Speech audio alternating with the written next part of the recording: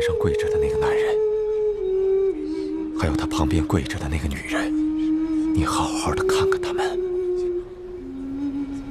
记住他们的样子，永远都不要忘记。他们是谁啊？我为什么要记住他们的样子，永远不忘？先别问为什么，听义父说，好好看看他们。这是你第一次看见他们，也是最后一次看见他们了。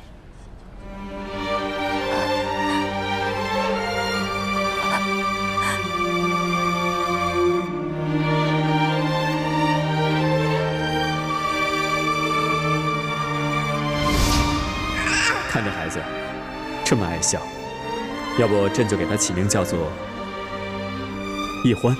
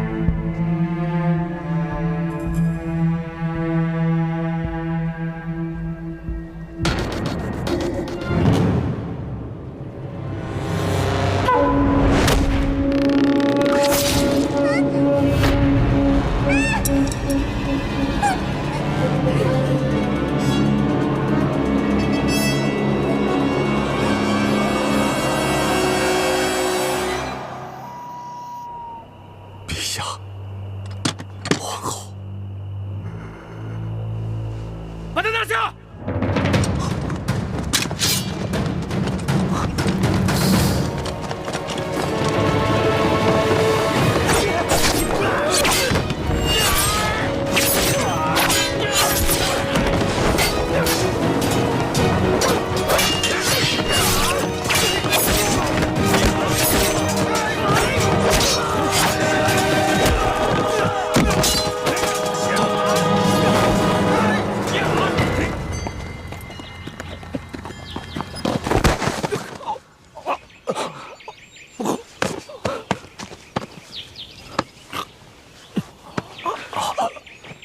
范神医，你没事吧？你是晋王？他们在哪？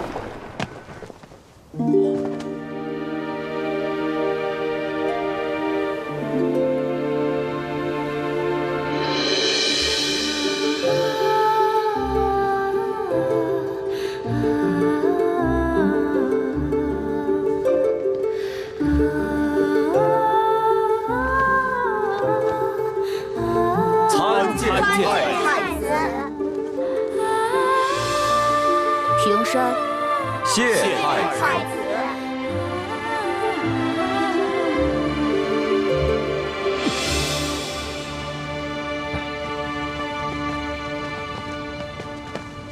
如今顺治已经驾崩，他的第三子爱新觉罗玄烨继位，改年号为康熙。康熙只不过是一个8岁小儿，朝政实际都掌握在4位辅政大臣手中。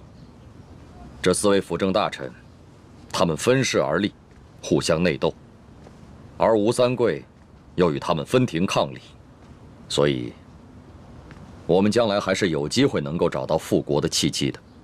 希望各位都不要气馁。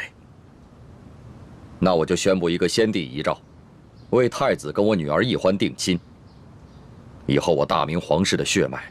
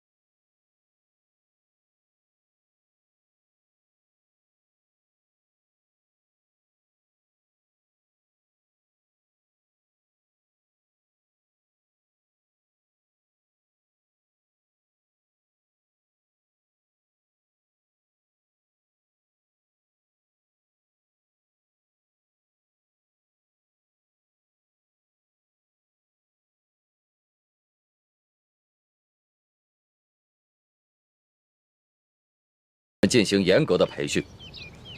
我们会将我们毕生所学毫无保留的都传授给你们。是。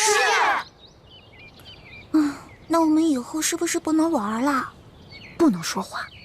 我负责传授你们兵法、战略战术。我来教授你们各项技能和各种兵器。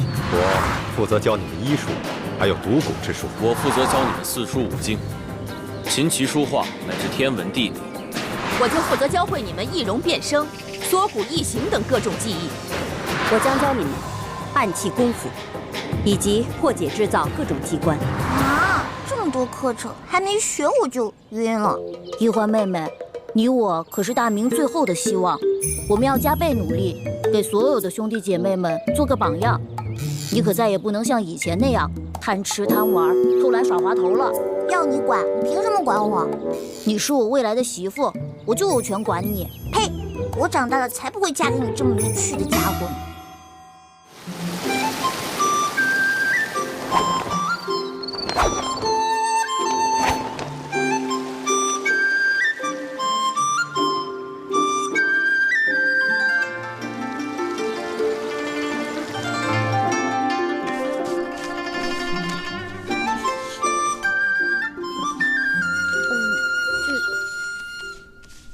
借我一下。画的真好看，你这么快的画？吴师傅，这是我做的。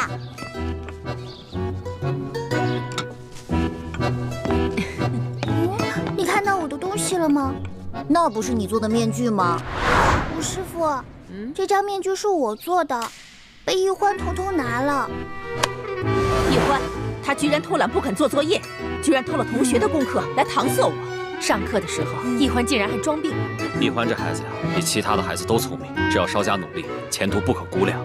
每次都是这样，认错认得贼快，可是一掉头就外甥打灯笼，照旧。一欢，从明天开始，别人练1个时辰的功夫，你要练2个时辰。别人做1份功课，你得做2份。你这样根本不配做晋王的女儿，日后还怎么指望你光复大明？欢，不要让我失望。你这孩子今后要多用点功了。一欢，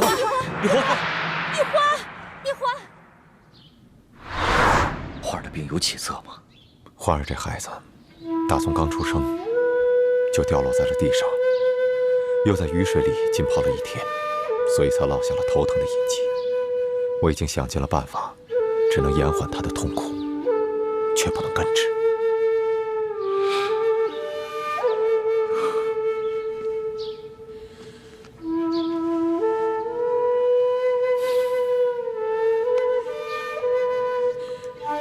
欢儿，都是我害了你。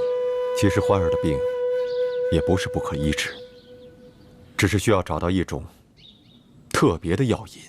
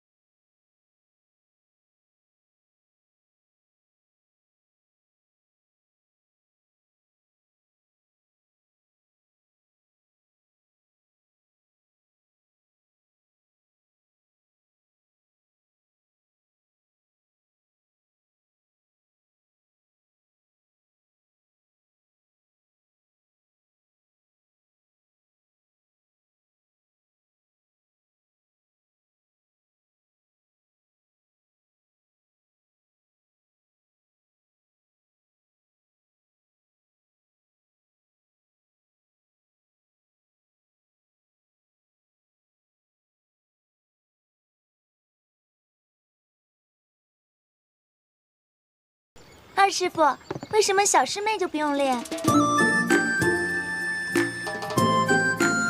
易欢身体不好，晋王说了，除了轻功、暗器、独骨、易容这些自保之术之外，他想练多少便练多少。你们接着练吧。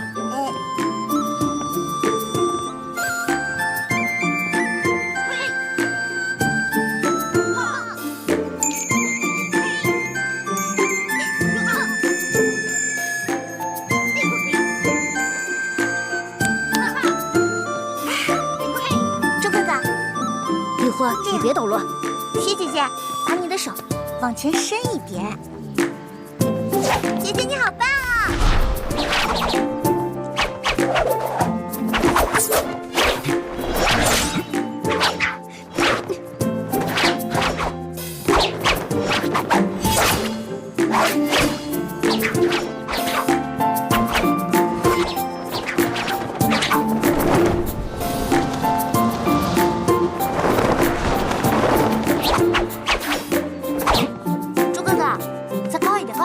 认真点。哎，樊姐姐这样不错，非常标准。干嘛呀，叶哥哥？你想刺死我啊？我跟你说话呢。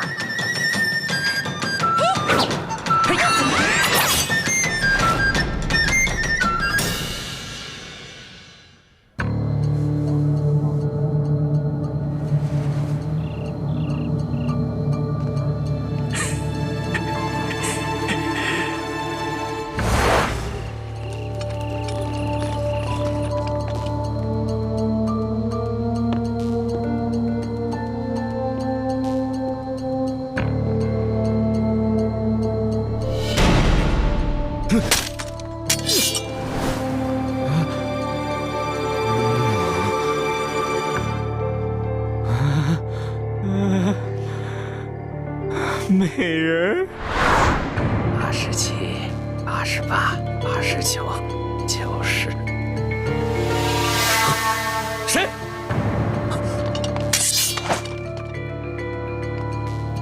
知府大人，我等你很久了。我这银库有9道机关，你是怎么进来的？你这9道机关在我眼中简直犹如儿戏。至于我是谁，这不重要。重要的是，你的银库当中放了这么多朝廷调拨的河堤工程款，你却贪污克扣，不肯发给那些累死累活的民夫。这牛头山的山匪一定是怕了咱们啊！这山寨都不要了，都逃跑了。可我总觉得心里不踏实，会不会他们跟咱们玩空城计啊？哎，报告将军，粮草库失火！什么？粮草库有重兵把守，怎么会失火？小的也不知道，火势太大，咱们根本控制不住，请将军速速回营增援。走，撤！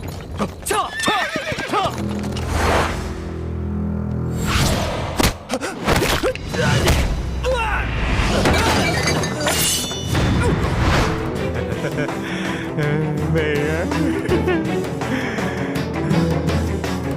把最新的军事装备图册交给我吧。好，没问题。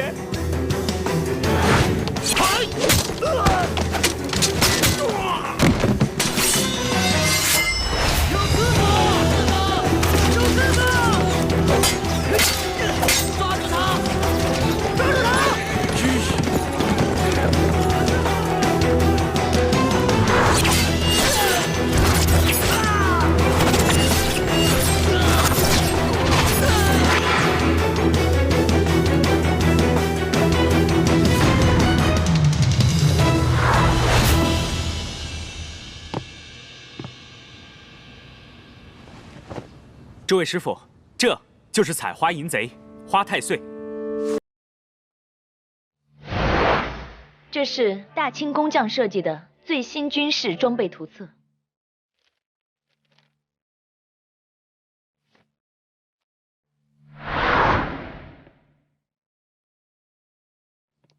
清军包围了牛头寨，牛寨主飞鸽传书求救，这是牛寨主赠送给咱们明珠谷的信物。牛寨主说了，从此以后愿听从我们明珠谷的号令。好了，现在到你这个大师兄了。诸位师傅，徒儿身为大师兄，理应给师弟师妹们做好表率，所以这次特意完成了2份作业。哦，这第1份便是诛杀川南恶霸南霸天。第2呢？这第2份作业便是惩罚同州知府徐国庆。义父，这徐国庆虽然克扣了朝廷的工程款，但罪不至死。更何况他还有9旬祖母跟7旬老母在堂，所以我只是逼他发放了克扣的工程款，砍下了一只左手，以示惩戒。很好，太子处置的十分得当。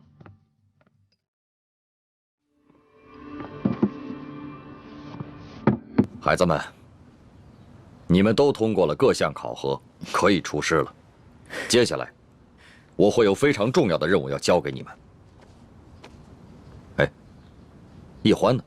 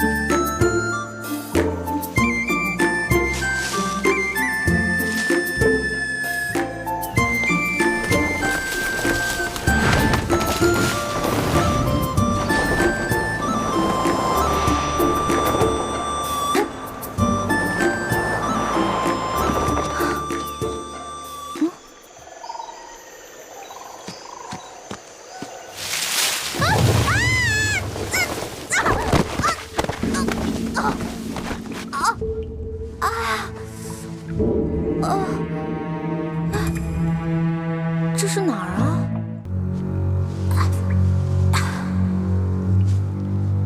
我怎么从来都没来过这个地方？难道以前有人住在这儿？这缸里是什么？打开看看。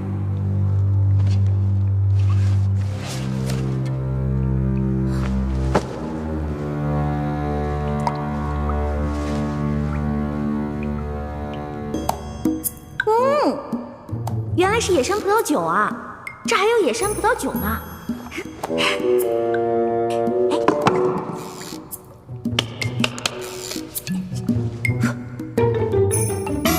我回来了。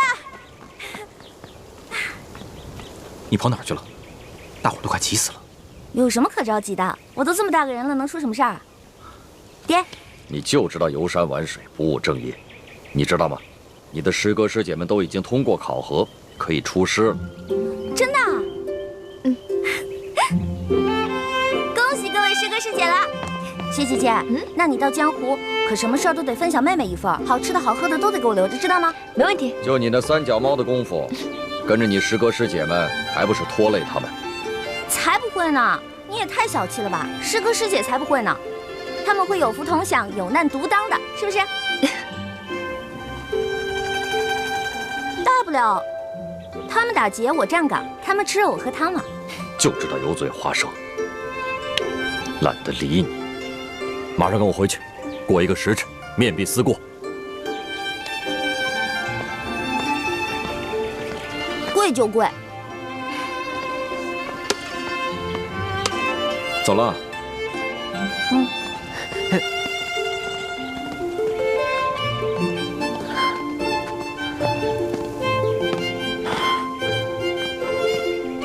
你要去山上玩了？你不知道山上有野兽出没吗？很危险的。哎呀，你怎么跟我爹似的？哎，不过我在山上发现一个特别好玩的地方。你呀，就知道玩。什么好玩的地方？也不知道是谁在那个山洞里啊，放了一大缸葡萄酒。真的？不许再去了。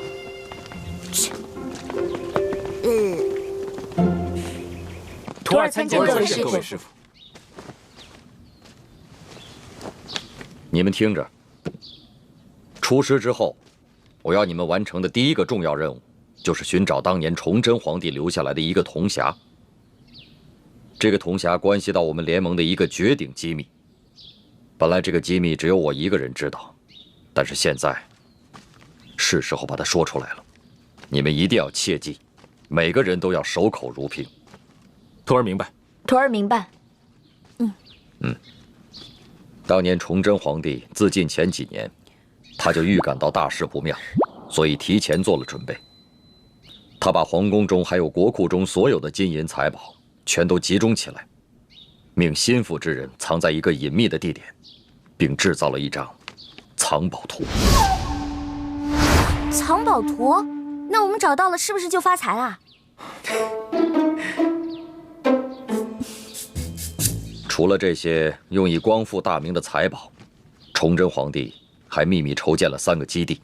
这第一个基地现在在台湾，由延平王郑经领导；2号基地就是咱们的明珠谷，由我和谷主陈胜男来领导。这第3个基地更隐秘，连我都不知晓。崇祯皇帝把这3个基地的资料，还有派遣到全国各地潜伏的大明义士名单，制作了一本小册子。晋王，那现在这个铜匣在何处啊？清军入关以后，这个铜匣很可能落到清军手中。不过，他们不知道铜匣的秘密。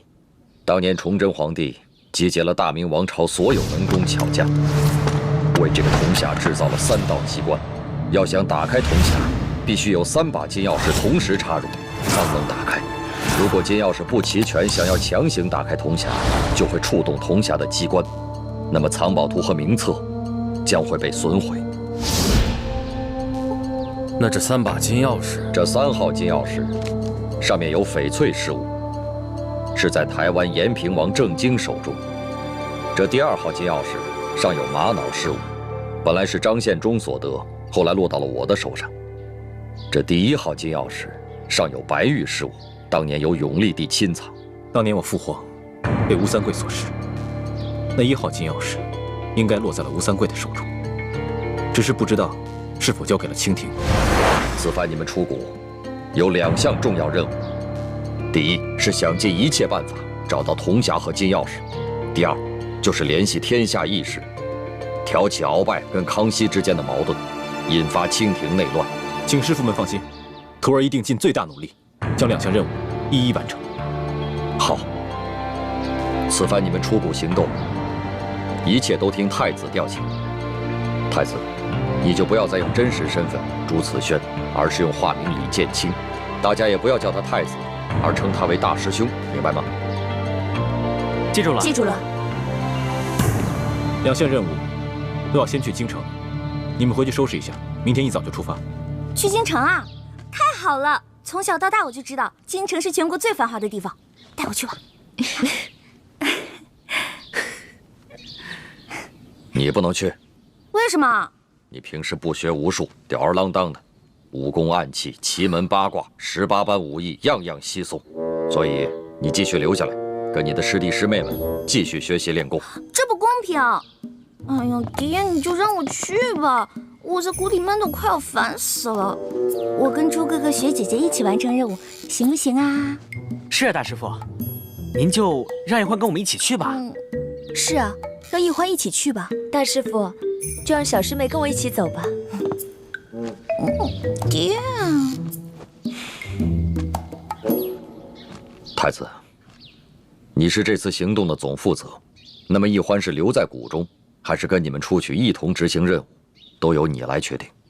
猪哥哥，从小到大你最疼我，是不是？你肯定会同意我去的，是不是啊？欢妹，此番我们出谷要执行的2项任务都事关重大，我要对全局负责，更要对你的安危负责。所以啊，你就乖乖留在谷中，继续游山玩水，逍遥快活吧。等我回来，给你带好吃的。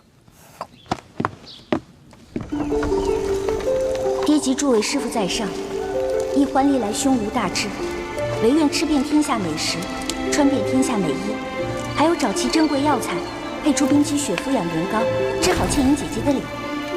还望诸位师长原谅一欢违禁出谷，待实现3大愿望之后，一欢再回谷，父亲请罪。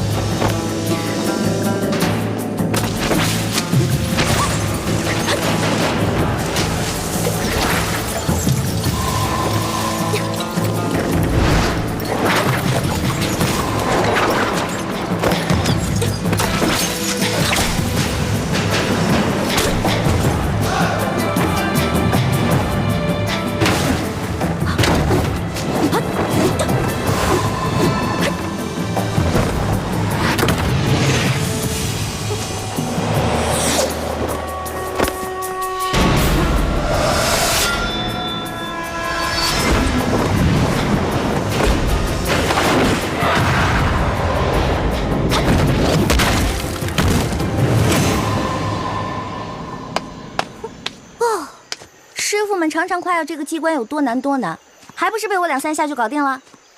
李一欢，你真是个天才！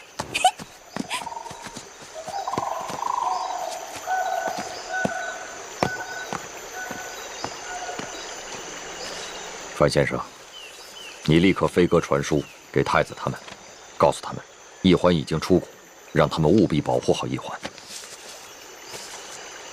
既然晋王担心公主的安全，为何还要故意简化机关，放她出谷呢？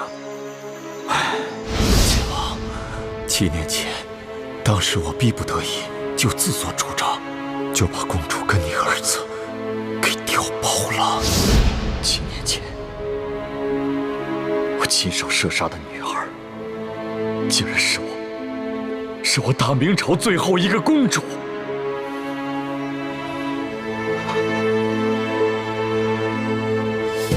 我李定国罪孽深重啊！不，公主尚在人间。当年你那一箭，刚好射中皇后送给公主的玉佩上，所以公主毫发无伤。这些年，我一直带着她隐居在明珠谷。现在远在台湾的太子，对我们大明的志士们来说，是极大的鼓舞。如果让他们知道，大明皇室只剩下一个公主，恐怕他们就没有复国的斗志了。如今世上，知道太子是你亲生儿子，一欢才是大明最后一个公主的人，就只有你我2人了。我知道了，我马上传信给延平王，让他把太子送回来。就说先帝留下遗诏，让太子跟我女儿一欢定亲，这样他们所生的子女也算是大明皇室血脉，我们也算对得起先帝了。好，这安排甚好。一欢是先帝留下的唯一血脉，只可惜他生性懒惰，又贪图享乐。若一味保护，不让他历练，先帝在九泉之下也不会瞑目的。晋王真是用心良苦，但愿他此次京城之行能有所长进。